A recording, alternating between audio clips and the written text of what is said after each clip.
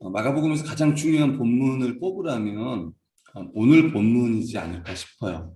그리고 이제 이거를 하나로 압축한 절이 10장 45절인가일 거예요. 인자가 온 것은 섬김을 받으려 함이 아니요 섬기려 하고 자기 목숨을 많은 사람들에게 대속물로 주려 한다라는 이 말씀이 45절인가 46절인가 10장에 있는데 아마 그 말씀이 이걸 한 절로 압축하는 것 같습니다. 그래서 마가복음에서 가장 중요한 부분이 오늘 부분입니다. 우리가 1장부터 지금까지 8장까지 쭉 설교를 들었는데 어찌 보면 결론 부이기도 하죠. 이 말씀이 같이 한번 나눠보겠습니다.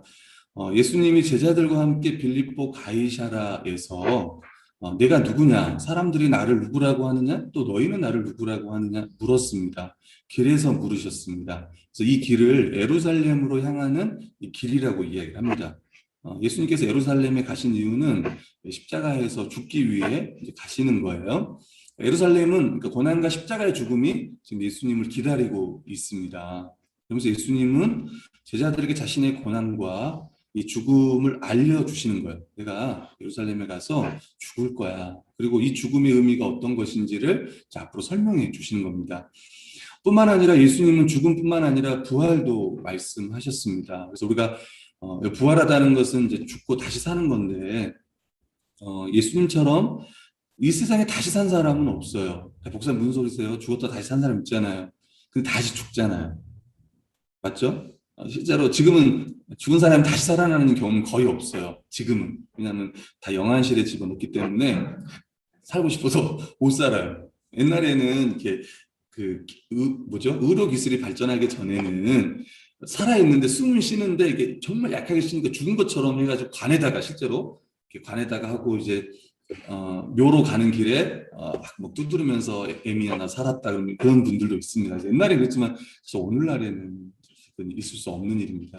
몸으로 다시 산 분은요 예수님밖에 없습니다. 그래서 우리가 이 죽음을 이제 부활의 서곡이다 이런 표현도 쓰고요. 또 38절에 보면 예수님이 다시 오시잖아요. 다시 죽었다가 살아나시고 승천하시고 다시 오시는 그 재림, 그 영광의 수단으로도 이 죽음을 이야기하고 9장 1절에 보면 하나님 나라가 권능으로 임하는 것이 너희가 볼 것이라고 말했던 하나님 나라가 권능으로 임하는 결과로서의 죽음도 생각해 볼 수 있습니다.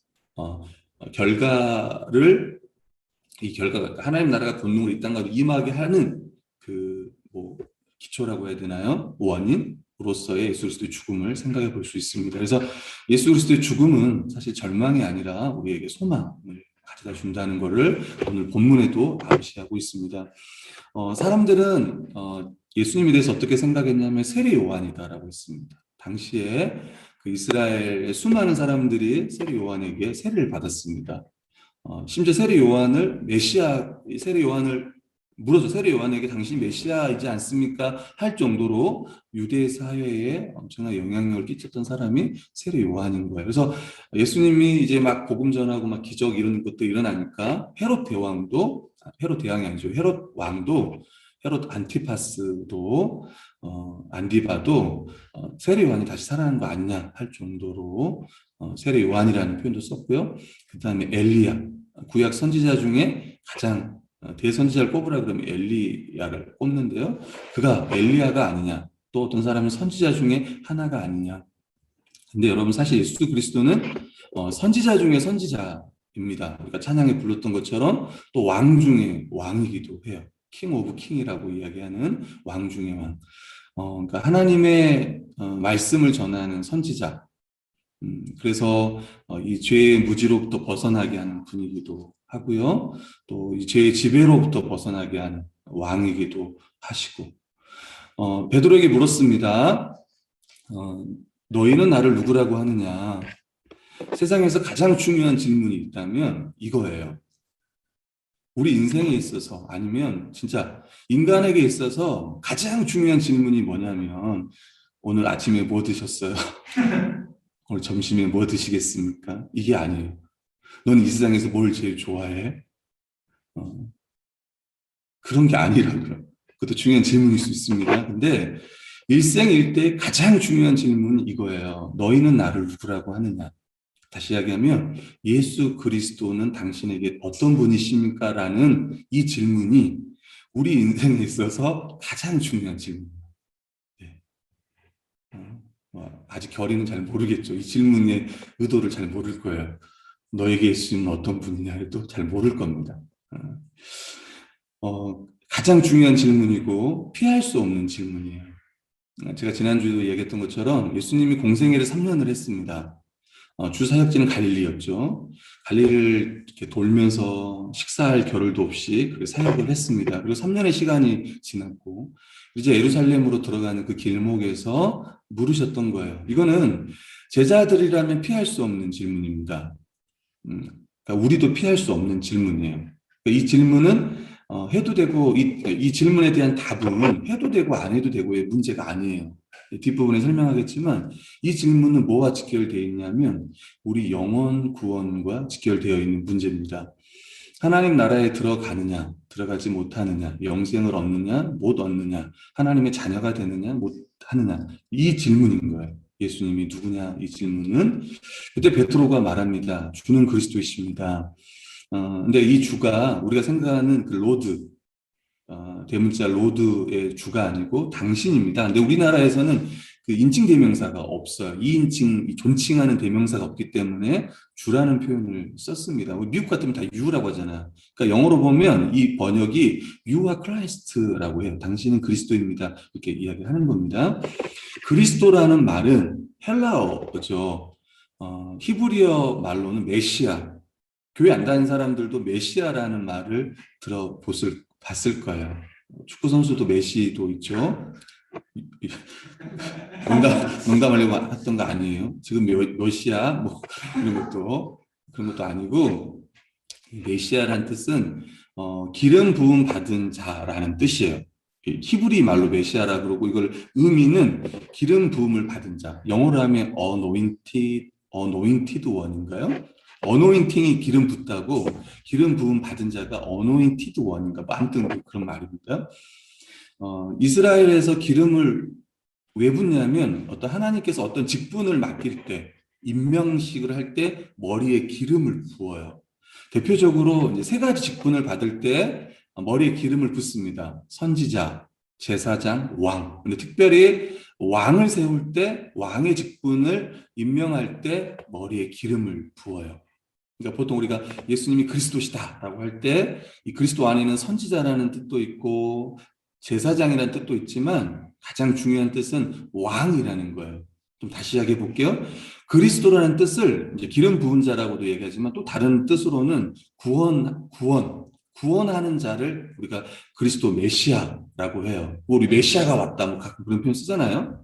그러니까 구원하는 자. 그러니까 왕으로서 자기 백성을 구원할 자라는 뜻인 거예요. 핵심은 로마 제국의 지배하에 이스라엘 백성들이 지금 있습니다. 그리고 이스라엘 백성들은 언젠가 하나님의 세우신 왕, 하나님의 아들 그리스도가 오셔서 구원할 거라는 이런 소망을 가지고 있었습니다. 그리고 구약 이사야도 그렇고 700년, 예수님이 오시기 700년 전부터 이사야 선지자를 통해서 메시아가 올 거야. 이삭의 자손, 그러니까 왕의 후손, 그리스도가 오셔서 이스라엘 백성을 구원할 거야 라는 기대를 그들이 가지고 있었던 거예요. 그리고 지금 그 기다렸던 그 구원자가 이 땅에 오신 거예요. 그리고 그분이 바로 지금 3년 동안 제자들과 함께 하셨고 이제 예루살렘으로 들어가기 전의 상황입니다. 그때 물으신 거예요. 이 질문한 이 시기가 지금 3년의 사역을 끝나고 제자들에게 물을 때 베드로가 당신은 그리스도이십니다 라고 고백하는 거예요. 여러분 우리가 예수님 믿는 사람을 그리스도인이라고 합니다. 영어로는 크리스천이라고 해요.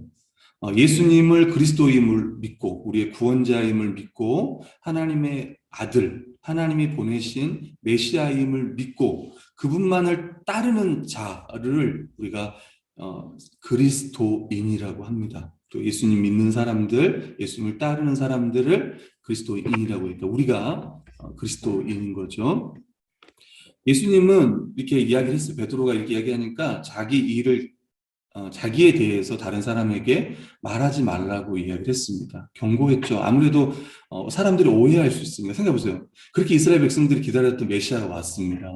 예수님 말하지 말라고 했어요. 왜냐하면 이스라엘 백성들은 예수님이 정말 이 로마 제국에서 자기들을 구원해 줄 정치적인 또는 군사적인 메시아를 그들은 기다렸기 때문에 그래요. 예수님 십자가에 죽으시고 이스라엘 백성뿐만 아니라 모든 사람을 구원하기 위해서 이 땅에 오신 분이기 때문에 만약에 이 예수님이 그리스도임이 드러나면 아마 십자가의 그 길이 가는 그 길이 더 어려웠을 거라고 생각을 합니다. 그래서 말하지 말라고 예수님이 경고를 하는 거죠. 여러분 실제로 교회 다니는 사람들 중에 우리가 이제 이걸 신앙 고백이라고 하잖아요. 우리가 사도신경을 고백할 때 12가지의 고백을 합니다. 하나님 아버지는 창조주며 아버지란 고백도 하고 예수님이 어떤 분인지에 대한 고백이 쭉 있어요. 사도신경의 핵심은 그거예요. 예수님이 어떤 분이신가? 라고 할 때 바로 그리스도라는 고백입니다. 이 고백이 가장 중요한 고백이에요. 그리스도요 주라는 고백이 가장 중요합니다. 이 고백을 해야 돼요. 실제로 믿어야 교회 안으로 들어올 수 있는 거예요. 교회 다니는 사람들 중에도 우리가 이제 그 다른 사람의 신앙 고백, 쉽게 말하면 부모의 신앙 고백에 편승하는 사람이 있어요. 우리 엄마 아빠가 예수님 믿으니까 나도 구원받을 수 있겠지라고 생각하는 거 아닙니다. 이 고백은 그래서 자기가 하는 고백이에요. 그래서 사도신경은 주어가 누구냐면 나는입니다. 나는. 여러분 사도신경 고백은 나는이에요. 나는 천지의 창조주요. 이걸 믿습니다. 나는 예수 그리스도를 하나님의 유일하신 아들로 믿습니다. 그래서 주어가 나예요. 나. 내가 믿어야 교회 안으로 들어올 수 있는 거야. 그래서 사랑하는 성도님들, 예수님이 그리스도이심을 참되게 고백하셨습니까? 그리고 또 날마다 고백하고 계십니까? 또 뿐만 아니라 교회에도 제가 생각할 때는 이제 3년이라는 시간이 제자들도 3년이라는 시간이 있었잖아요. 예수님에게 배우고 그래서 아직 저는 아직 예수님이 그리스도가 아니시니 저의 그리스도가 아닙니다라고 생각하는 분들이 혹 있을 수도 있습니다.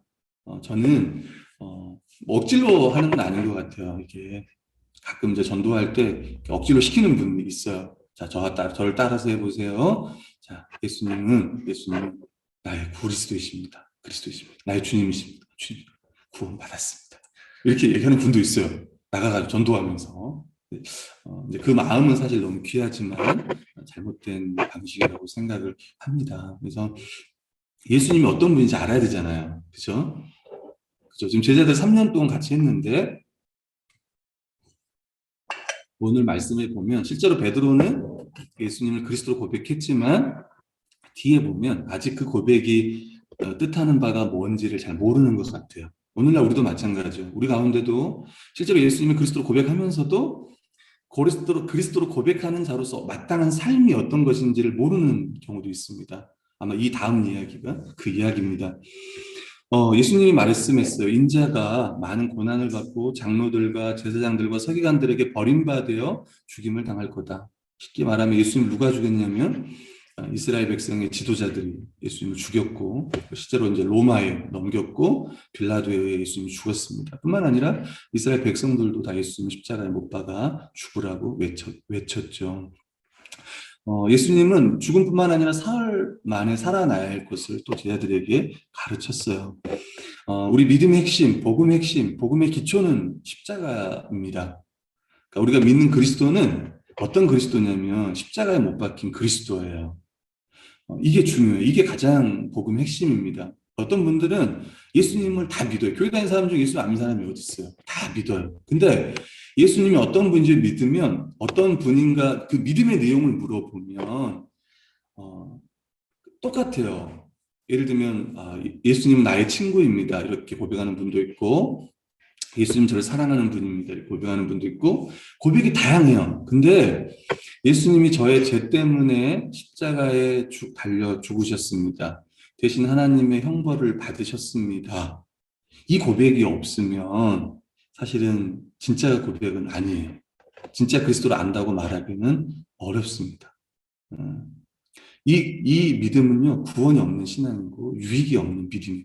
십자가에 못 박히신 그리스도가 아니라면, 그러니까 고난받는 그리스도가 아니라면, 그건 참되게 신앙 믿는 거라고 보기는 어렵습니다.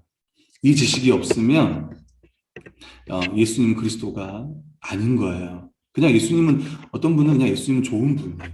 좋은. 병자들을 고치고, 또 훌륭한 가르침을 많이 했잖아. 세상 사람들이 예수님 4대 성인 중에 한 명입니다. 공자, 소크라테스, 뭐 이런 분들과 같은 분인 거예요. 그냥 좋은 가르침 베푸신 분이에요. 성자 중에 하나예요. 근데 아닙니다. 그런 분이 아닌 거예요. 유일한 구원자예요. 하나님이 보내신 유일한 구원자가 예수 그리스도인 겁니다. 베드로가 예수님이 이제 이야기를 하니까 내가 십자가에 이제 내가 달려 죽을 거야 이렇게 이야기하니까 예수님을 붙들고 항변합니다. 그래서 많은 사람들은 예수님이 어디를 붙잡았을까 해서 여기 멱살을 잡았다라고 이야기를 해요. 그냥 장난으로 그런 이야기를 하는 게 아니라 멱살을 잡았다라고 얘기합니다. 생각해 보세요. 제자들이 3년 동안 예수님을 따랐습니다. 그리고 예루살렘으로 가요. 제자들은 예수님이 예루살렘에 가면 왕으로 등극할 줄 알았어요. 왕. 이스라엘의 왕으로 등극할 줄 알았습니다. 죽는 것이 아니라 수많은 사람들의 영광을 받는 그 왕으로 등극할 줄 알았는데 실제로는 그게 아니던 거예요. 내가 죽을 거야 라고 얘기한 거예요. 여러분, 제자는 스승의 길을 가요. 오늘날에는 사실은 이제 이런 게 많이 약해졌죠. 오늘날 시대에는 그냥 사실 두사부일체 영화 아세요? 두사부일체? 우리 이제 젊은 20대는 모를 텐데 30대 후반에서 40대는 두사부일체라는 영화가 유명했어요. 여러분, 두사부일체가 조폭 영화인데 두목과 그다음에 뭐예요? 예, 스승 사부와 그다음에 사부와 또 부모는 일체라는 거예요. 한 몸이라는 거예요. 두사부일체. 그러니까 그만큼 이제 스승의 권위와 쉽게 말하면 깡패들도 두목의 권위를 존중했는데 권위를 인정했는데 오늘날은 그렇지 않아요. 그러니까 뭐 제자는 제자고 스승은 스승이고 이런 시대지만 이 시대 때는 달라요. 제자는 그 스승의 길을 가는 사람입니다. 그러니까 예수님이 고난받고 죽는 거면 제자들도 고난을 받고 죽는 거예요. 실제로 예수님의 제자들도 다 죽었어요. 한 사람 빼고. 그게 이제 요한계시록을 쓴 요한이 반모섬이라는 섬에 유배되어서 이제 요한계시록을 쓰죠. 그 외에 11명의 제자는 다 순교했다라고 기독교 사에서는 이야기를 하고 있습니다. 예수님께서 제자들을 보시며 베드로를 꾸짖으셨어요. 이게 무슨 일인지 아시겠죠? 지금 무슨 말인지 모르시는 분들이 있는데 이런 거예요. 베드로가 예수님이 딱 이걸 잡았단 말이에요. 그러니까 예수님이 꾸짖었단 말이에요. 그럴 수 없습니다. 이랬겠죠? 무슨 소리 하냐고 지금. 그때 예수님 뭐라고 하냐면 제자들을 보시며 베드로를 꾸짖었다는 표현을 씁니다. 제자들을 보시며 베드로를 꾸짖었다. 그러니까 무슨 말이냐면 제자들도 다 똑같이 생각 없었다는 거예요. 베드로와 똑같이. 그러니까 베드로는 대표격이었던 거예요. 그러니까 제자들 마음 다 똑같아. 목사님 때 예수님 무슨 소리 하냐고. 지금까지 우리가 3년 동안 예수님 따라 이유가 뭔데 지금 죽는다고 이야기하냐고. 그때 예수님께서 제자들을 다 꾸짖으신 거예요. 너희가 사람의 일을 생각하고 하나님의 일을 생각하지 못한다고. 사탄아 불러가라. 뭐 베드로가 사탄은 아니겠죠. 그런 생각하는 게 사탄적인 거겠죠. 그러면서 이제 제자들을 불러서 실제로 예수님을 믿는다는 것, 예수님을 그리스도로 믿는다는 게 어떤 건지 제자도에 대해서 설명을 합니다. 누구든지 나를 따라오려거든 자기를 부인하고 자기 십자가를 지고 나를 따를 거다라고 이야기를 해요. 그리고 나를 따르지 아니하면 너희가 목숨을 잃을 거라고 이야기를 해요. 목숨을 오늘 말씀에 보면 한번 읽어볼까요? 말씀을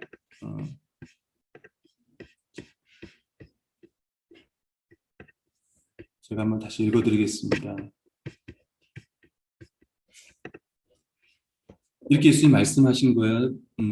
누구든지 나를 따라오려거든 자기를 부인하고 자기 십자가를 지고 나를 따를 것이라. 누구든지 자기 목숨을 구원하고자 하면 잃을 것이요. 누구든지 나와 복음을 위하여 자기 목숨을 잃으면 구원하리라. 사람이 만일 온 천하를 얻고도 자기 목숨을 잃으면 무엇이 유익하리요? 사람이 무엇을 주고 자기 목숨과 바꾸겠느냐? 이렇게 성경은 말씀하고 있습니다. 쉽게 말하면 여러분 구원 얻는 길이 하나예요. 예수님을 따르면 되고 안 따르면 되고 결정을 하는 거죠. 본인이 내가 예수님을 따르겠다, 따르지 않겠다. 근데 성경은 그 결론을 이야기하고 있습니다. 예수님을 따르지 않으면 목숨을 잃을 거라고 이야기를 해요. 여러분 자기 목숨이 가장 중요하지 않겠습니까?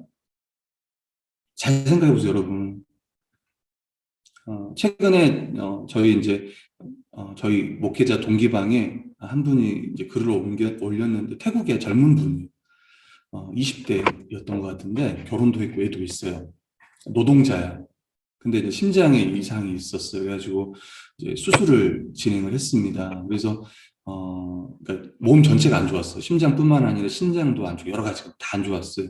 그래가지고 병원에 입원하고 한 달 정도 계속 치료를 받고 최근에 며칠 전에 수술을 받았어요. 그래서 이제 동기들이 이렇게 후원도 하고, 그러니까 근데 수술하고 나서 그 다음날 죽었어. 이번 주에 있었던 일이에요. 저도 어제 있었던 일이에요. 어제. 그러니까 수술을 금요일 날 했는데 어제 이제 수술 이후에 어제 죽은 거예요. 나이도 많지 않아요. 20대인가 기니까. 근데 결혼해서 애도 있고 부인도 있고 애도 있고 이러니까 그걸 보면서 여러분 진짜요. 어떠세요? 이 죽음이라는 게 멀리 있는 게 아닙니다.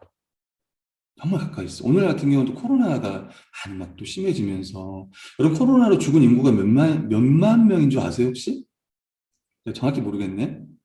제가 한 2주 전이었나? 380만이었거든요. 380만. 380만. 그러니까 지금 세계적으로는 그 코로나로 인해서 중상 어마어마해요. 그러니까 제가 뭐 죽음으로 여러분을 막 겁주려고 하는 것도 절대 아니고, 그러니까 모든 사람에게 죽음이 있습니다. must die라고 하잖아요. 다 죽어요. 우리 중에 안 죽을 사람이 없어요.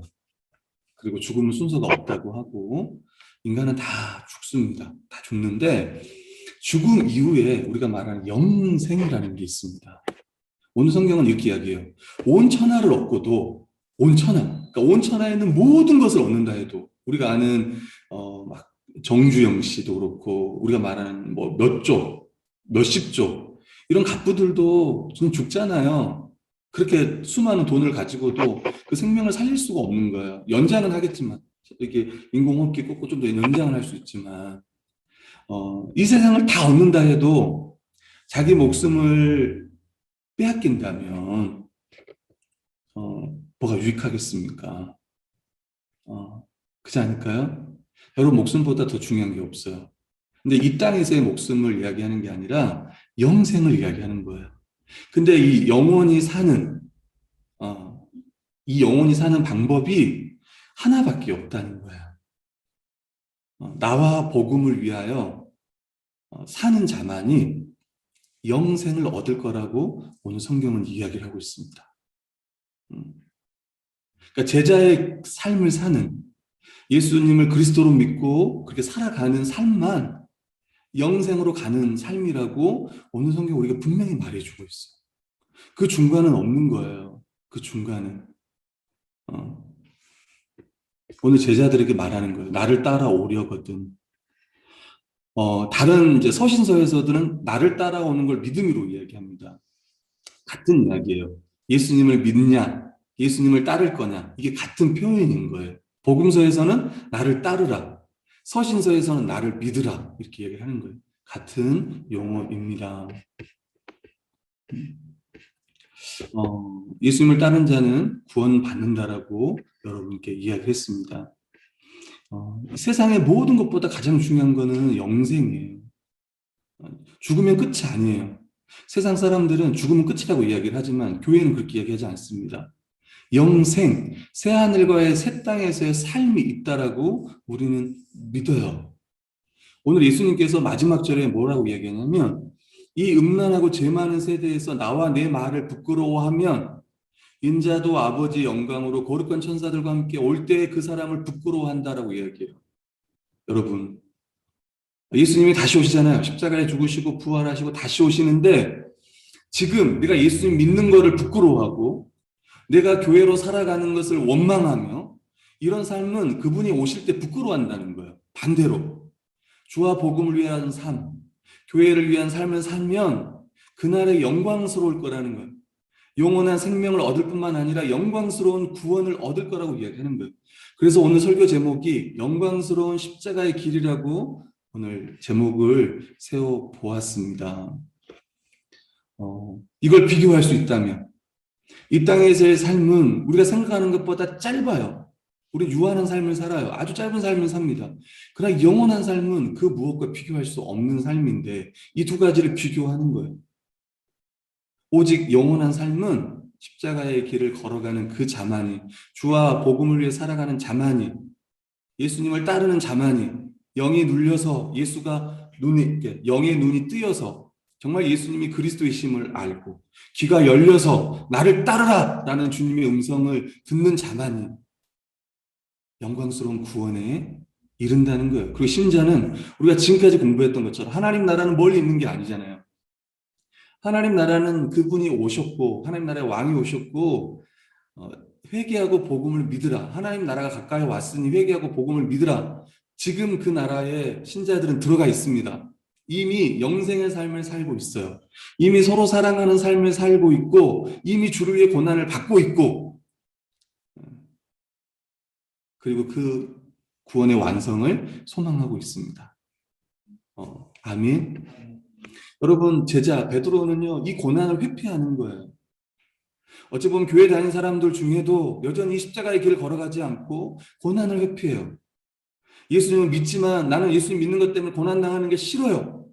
저는 성도들 위해 살고 싶은 마음이 없습니다. 라고 말하는 거는 믿는 게 아니에요. 어떤 사람은 심지어 예수님 믿는 걸 부끄러워하는 사람도 있습니다. 심지어 후회하는 사람도 있어요. 내가 교회만 안 다녔다면, 내가 주일날 교회만 안 갔다면, 우리 엄마 아빠가 목사님이 아니었다면 나중에 우리 정결이 그럴까요? 막 사고 치면서 우리 엄마 아빠가 목사가 아니었으면 내가 거기서 태어난 게 내 인생에 가장 후회돼. 왜 내 이름을 결로 지어가지고 왜 정결로 지어가지고 쟤도 마음껏 못 지게 만들고 그런 거 아니지 않습니까? 여러분 아니에요. 예수님을 믿는 것 함께 교회로 살아가는 것 너무 영광스러운 거예요. 이 시간에 줌에서 예배 드리는 거 너무 영광스러운 거예요. 우리 성훈이 보세요. 뒤에다가 그냥 십자가를 배경을 그냥 저렇게 하고. 저도 깜짝 놀래요. 담임 목사도 못하는데 저렇게 하고 있으니까. 그리스도인이니까 저렇게 할 수 있는 거 아니에요? 그렇게. 묵상과 적용하겠습니다. 그럼 이럴 거예요. 어떻게 내가 주님을 따를 수 있을까? 이런 이야기가 나올 수 있잖아요. 예수님 십자가에 지셨는데 난 어떻게 그 길을 갈 수 있을까? 근데 갈 수 있어요. 왜 갈 수 있냐면 우리가 복음의 주제 공부했던 것처럼 우리가 그리스도 연합한 자지 않습니까? 그죠? 예수님을 믿음으로 성령 세례를 받아 그리스도 연합한 자. 인클라이스트, 우리 그리스도 안에 있는 자입니다. 그리스도 연합하여 그리스도의 모든 것을 소유한 자예요. 우리 포도나무, 요한복음 15장에 보면 나는 포도나무에 너희는 가지라. 그가 내 안에, 내가 그 안에 거하니까. 예수님이 우리 안에, 우리가 예수님 안에 거하면 사람이 열매를 많이 맺나니 나를 떠나서 너희가 아무것도 할 수 없다. 그러니까 그리스도 안에서 우리가 할 수 있다는 거예요. 우리가 예수 그리스도처럼 살아갈 수 있다는 거예요. 고린도서 1장 30절 너희는 하나님으로부터 나서 예수 그리스도 안에 있고 예수는 하나님으로부터 나와서 우리에게 지혜와 의로움과 거룩함과 구원함이 되셨대. 구원에 이르는 지혜와 죄가 없는 의로움과 하나님 뜻대로 순종할 수 있는 그 거룩함 그리고 최종 구원함 하나님 보좌 우편에 앉아 있는 예수 그리스도처럼 우리도 이 땅 가운데 그렇게 살아갈 수 있는 거예요. 이게 우리의 실존입니다. 우리가 그리스도 안에 있습니다. 주 바깥에 있는 게 아니라 우리가 주 안에 있어요. 이걸 믿어야 돼요. 우리가 그리스도 안에 있다면 그리스도처럼 살아갈 수 있는 거예요. 그리스도처럼 십자가의 길을 걸어갈 수 있는 거예요. 여러분, 우리가 그리스도와 연합했다는 것은 십자가와 연합, 그분의 죽음과의 연합, 부활과의 연합, 새 생명 얻은 자로서 이제 새 생명을 얻어 하나님과 교제할 수 있는 부활과의 연합 뿐만 아니라 이제 우리는 교회와의 연합도 있잖아요. 그죠? 연합. 그러니까 예수 그리스도와의 연합은 우리의 삶까지도 포함하고 있습니다. 제사함과 의롭다함만 받았을 뿐만 아니라 이제 그의 삶까지도 우리가 살아갈 수 있습니다. 그분의 삶과의 연합도 있는 거예요. 예수 그리스도의 것으로 그리스도처럼 살아갈 수 있습니다.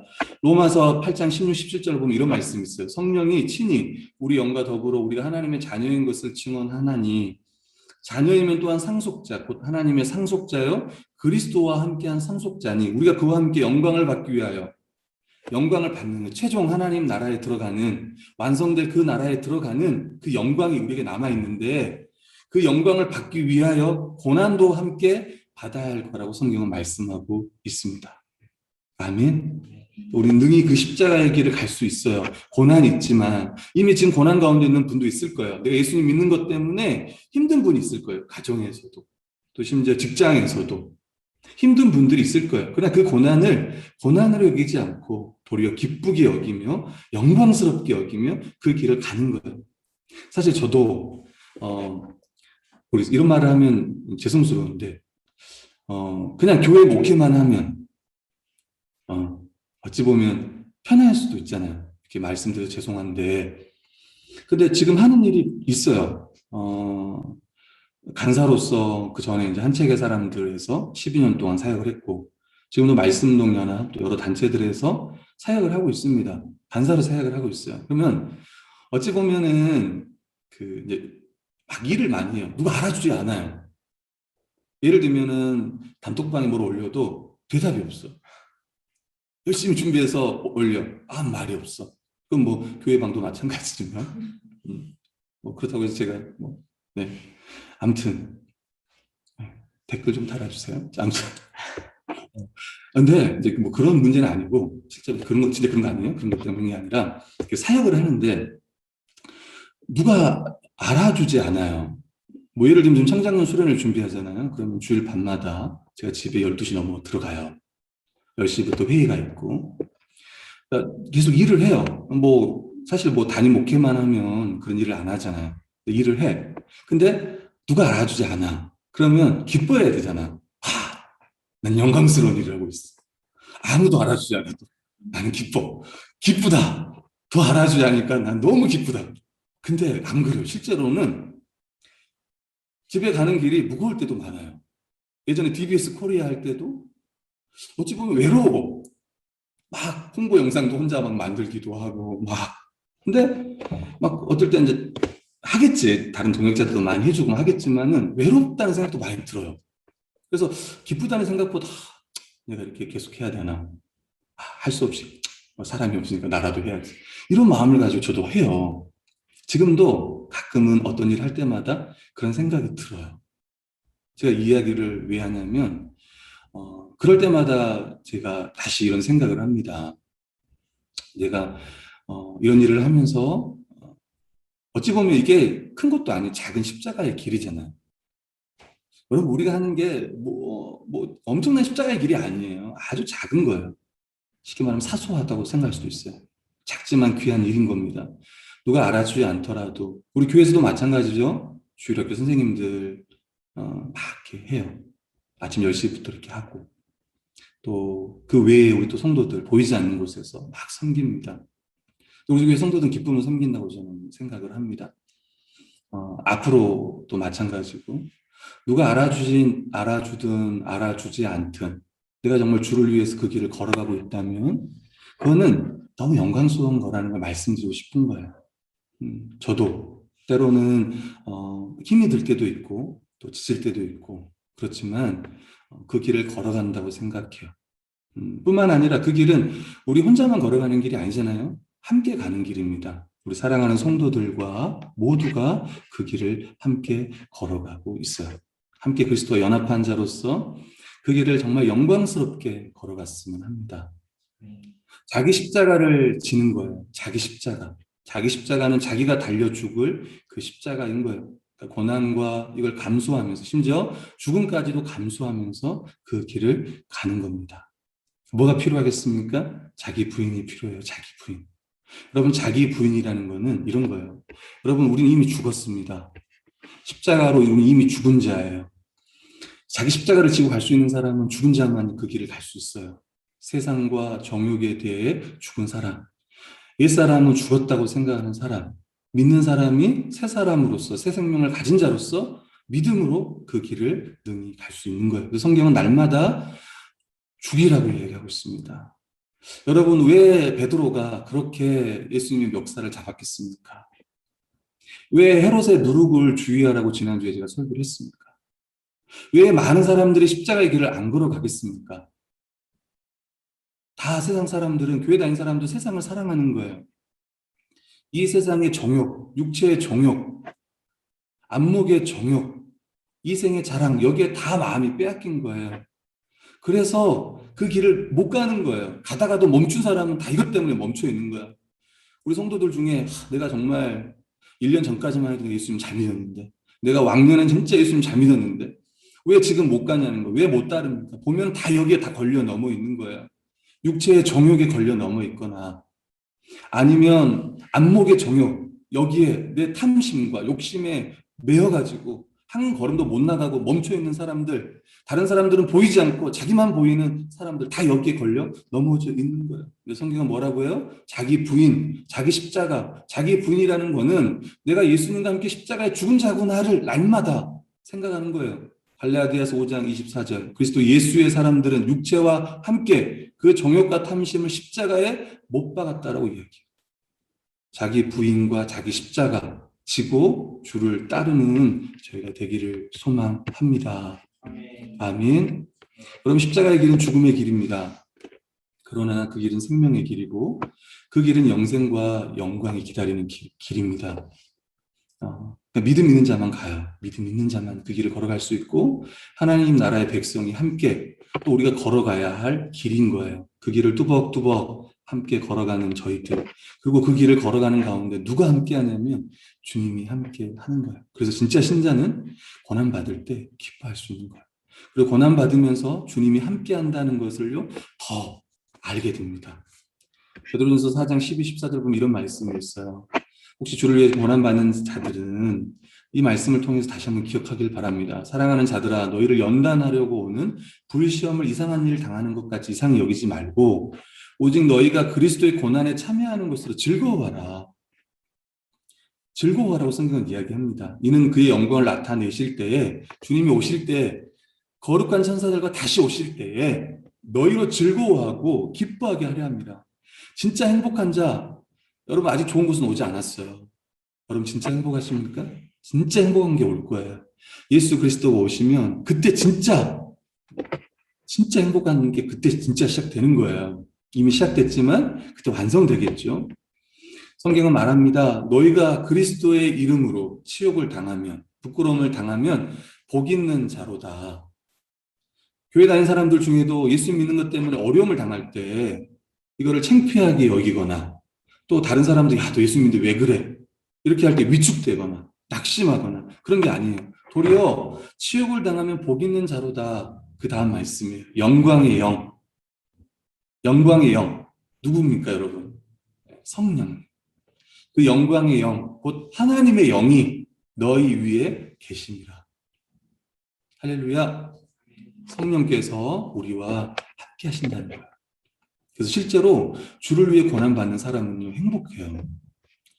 우리 중에, 목사님, 저는 행복하지 않습니다.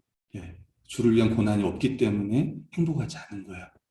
목사님, 제 인생은 보람되지 않습니다. 네, 주를 위한 삶이 아니기 때문에, 주를 위한 삶을 살지 않기 때문에 보람이 없는 거예요. 다시 한번 여러분 믿음의 길을 걸어보세요. 나와 복음을 위하여 사는 자. 그 길이 바로 영광의 길이고 그 길이 진짜 우리에게 보람을 주는 길이에요. 고난은 우리의 믿음을 시험한 것일 뿐만 아니라 우리 복음의 기초에서 공부했던 것처럼 우리를 연단해서 결국 영광의 자리까지 이끌어가기 위한 하나님의 선물이라고 합니다. 그래서 고난이 있더라도 기뻐하라고 합니다. 사랑하는 성도 여러분들, 기쁜 표정을 한번 지어주세요. 지금 혹시 설교 시간이 고난을 받는다면 기쁜 표정을 좀 지어주세요.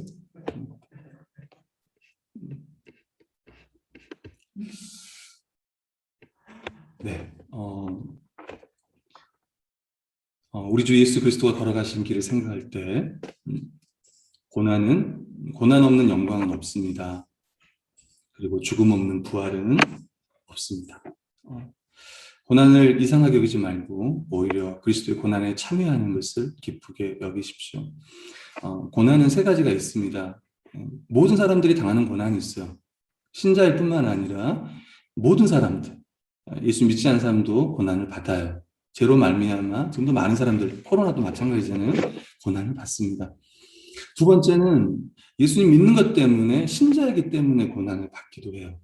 내가 교회 안 다녔다면, 내가 그리스도인이 아니었다면, 내가 받지 않아야 될 고난을 앞으로 여러분은 받게 될 겁니다. 때로는 세상으로부터 조롱을 당할 수도 있고, 때로는 모욕을 받을 수도 있고, 오른쪽 뺨을 때는데 왼쪽 뺨을 돌려대야 할 때가 있고, 오리를 가자 그러면 십리를 가야 되고, 원수를 사랑해야 될 때가 우리에게 있을 거예요. 신자로서 우리가 당해야 될 그 고난이 있을 거예요. 근데 자처하는 고난이 있습니다. 세 번째는 더 주를 위해 사는 거예요. 더 주를 위해.